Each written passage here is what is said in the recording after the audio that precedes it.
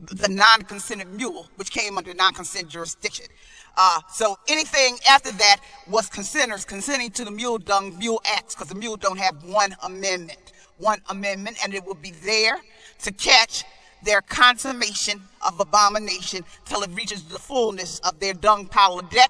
Then the Tower of Babel will go to hell in the abyss. It will go to the opposite, is a hell tower that holds them and all their consummation of debt. So now what's happening in the end of days is that Satan is collecting his soul. I had a vision of all the souls that Satan going to collect, and boy, has he accumulated a lot of souls. So when you hear all this stuff going on, and at the end of these days, at these end days, it's a soul collection going on, a soul collection.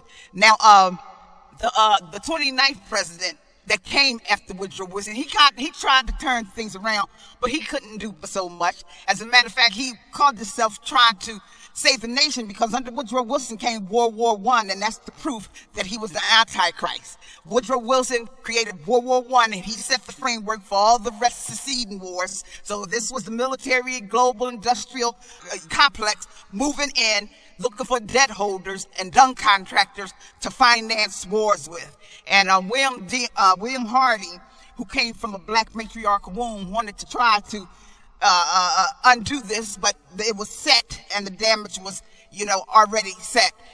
As a matter of fact, he died during his presidency, trying to turn things around, and for a minute he did get the economy and stuff back going, but the Antichrist and the Antichrist spirit had already started its machine towards the full and a full throttle consummation of desolation, until it would build up to the end of days. And towards the end of days, what would happen is a black woman would go into the White House. And that meant when the black woman walked in the White House, which was Marion Robinson and Michelle Obama, that meant the Jerusalem temple was finished.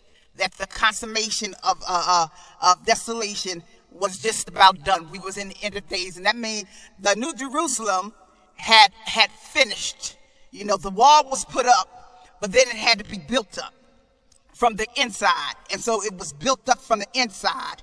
And that was the 2009. That's why Revelations 2:9 say, I know those who say they're rich. They're the synagogue of Satan. They're the abominated, desolated. But that's why the black woman, which is the supremacy clause, walked in the White House in 2009. Because they are the rich ones. 2:9. Remember that. And that meant that the New Jerusalem